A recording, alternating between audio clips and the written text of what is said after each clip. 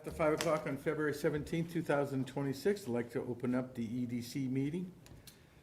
First order of business, Destination Downtown Mural Lighting Proposal. Patrick? So, this is something we talked about briefly at the end of last meeting. I know we had Sarah Katibin from Destination Downtown. They have been looking at trying to add lighting to their mural off of Main Street. So they want to approach the EDC about funding that mural through the EDC's account. So she got us two proposals. It was a little kind of, unfortunately she's not here answering questions, but the way it made sense to me was it seems like they're trying to have lighting just to illuminate downward from the mural itself, not string lighting or anything like that back and forth, but more or less just projecting downward. There was two proposals from Anderson Electric and Azar Electric. Anderson Electric was was that strip lighting, it sounded like, and then Azar, there was two different proposals, one involving gooseneck lighting and the other involving LED gimbal. LED. Lights. Yep. So I'm assuming she's probably looking for some direction if Well, it's a big jump in price on both of them. yeah, it is. Is she looking for us to fund the whole project or just give a donation? I think probably remember what she fund the said. project. But I mean, the two, out of the two quotes, obviously the Anderson Electric one, it's it's half of what the other one is, or less than half. Looks like they're donating labor too, Yep. which is probably the difference in the price. Yep, okay. Which is kind of nice. So obviously Anderson Electric does a lot of work in town for Yeah. the town's light Right. poles in general, so. Was there any discussion in regards to the hybrid strip lights under the soffit? Is there any type of cover in order so the lights don't show and more or less shine down?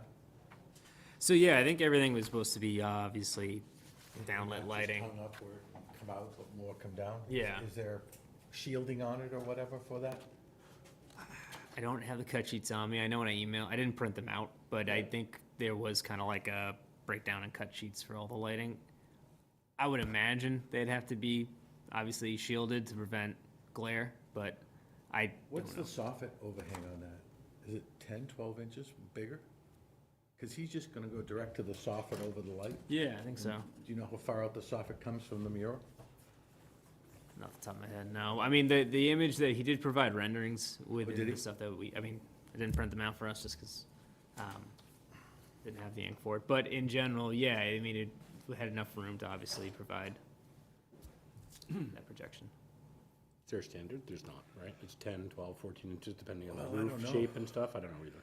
I don't know if there's a It's a s- standard or the building inspector would get involved or not, or anything about light shining onto other people's property. I'm not sure. Yeah, no, I mean, Most of that stuff has to be shielded nowadays so that you can't see it from other properties. I just wanted to make sure it was like that we didn't get it up and it wasn't that. yeah, I mean, there's those complain about requirements for that in general, yeah.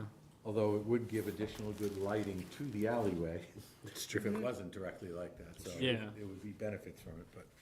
I mean, the one benefit Either that, way.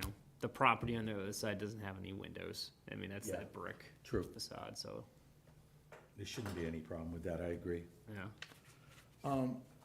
I know during the original conversation about all that Main Street Live stuff that we were looking to do something for downtown and everything, so I don't know, I don't have any objection to doing that if that's what the board feels they'd like to do with it. But I definitely feel like the Anderson bid at half the cost of the other for what we're discussing is probably more appropriate Yeah. than the other type of lighting. So, are they looking for something out of us? Probably, Are they looking for like me to make a motion? I think a motion would work. Yeah, yeah.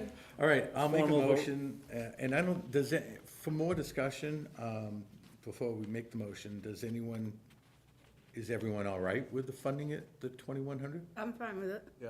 All right? Yes. All right.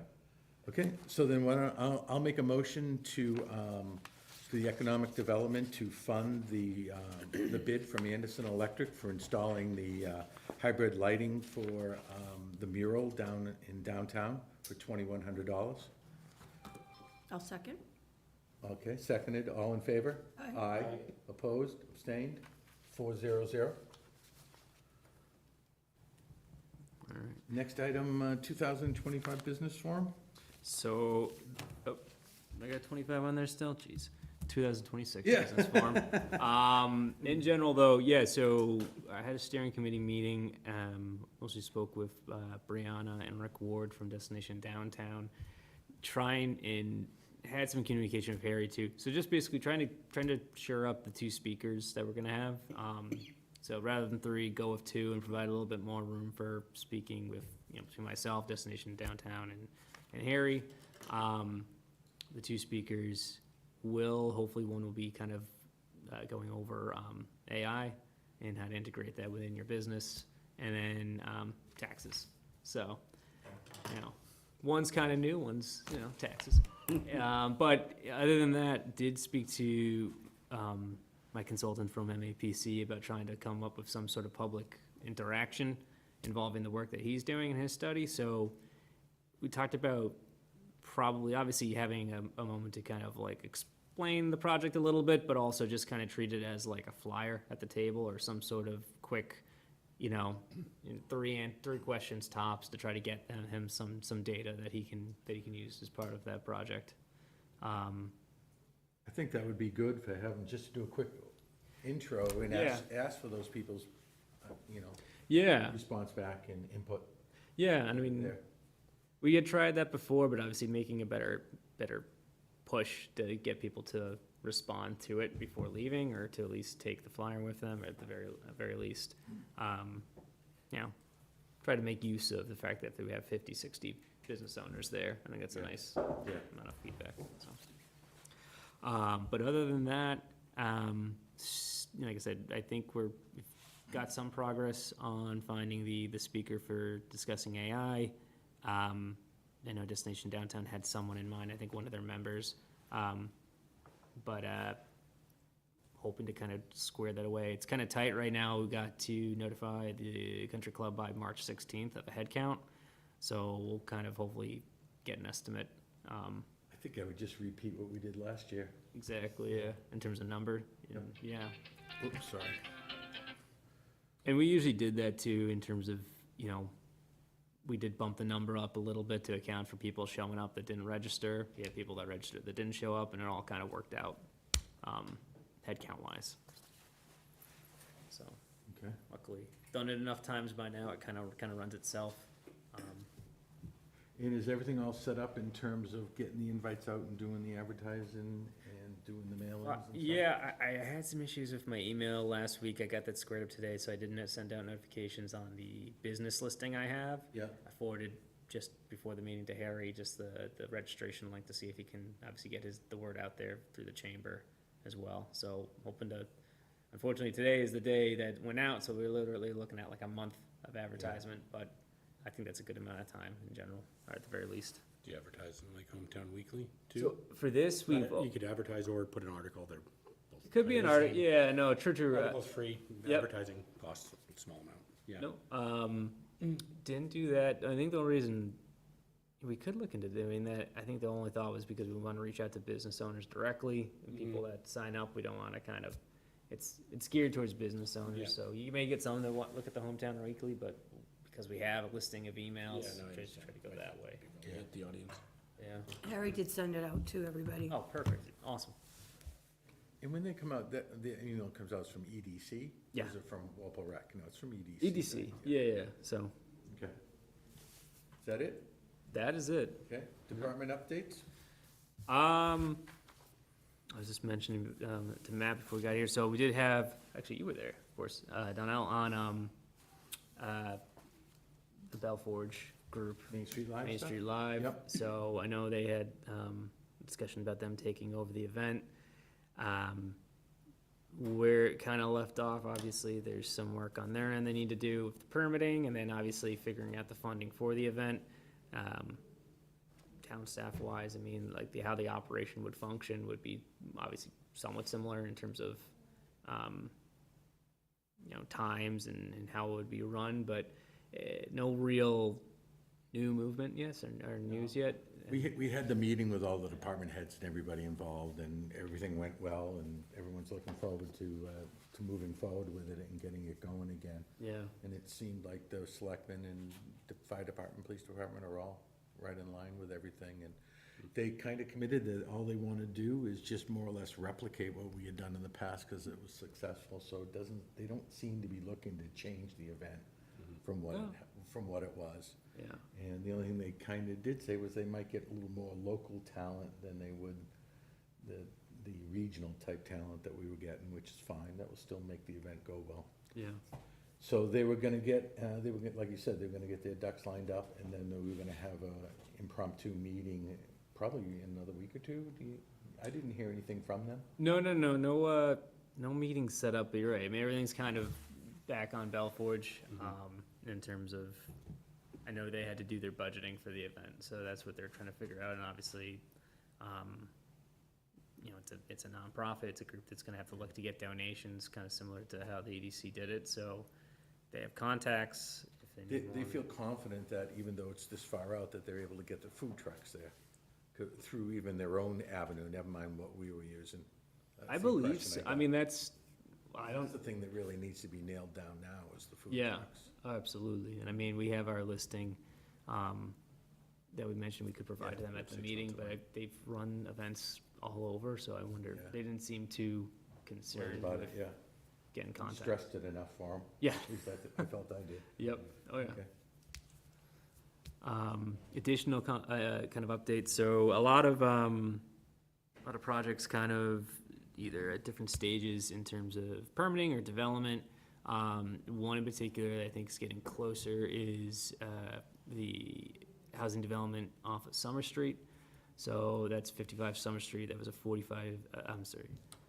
was a 40B development, 268 units. The project's been, took a while for permitting and took a while from the building side. They're still waiting on a few different things to kind of fix on their end before leasing.